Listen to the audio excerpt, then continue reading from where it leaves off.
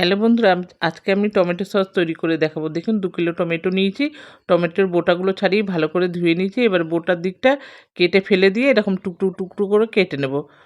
দেখুন টমেটোগুলো কাটা হয়ে গেছে। এবার একটা কড়াই বসিয়েছি, কড়াইতে জল দিয়ে দিলাম 1 কাপ মতো, তারপর টমেটোগুলো দিয়ে দিলাম আর স্বাদ মতো লবণ দিয়ে ঢেকে রাখবো। দেখুন টমেটোগুলো ফুটে গেছে, আমি একটু নেড়ে চেড়ে আবারও ঢেকে রাখবো। এবার ঠান্ডা করে, টমেটো সেদ্ধ হয়ে গেছে, ঠান্ডা করে আমি মিক্সি করে নেব।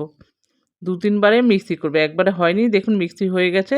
এবার আমি একটা ছাঁকনিতে ছেঁকে নেব যাতে স্মুথ একটা পেস্ট বেরোয়। এবার দেখুন কড়াই গ্যাসে বসিয়ে দিয়েছি, ফুটে গেছে। এবার চিনি দিয়ে দিলাম 2 কাপ আর দিয়ে দিলাম কাশ্মীরি লঙ্কার গুঁড়ো।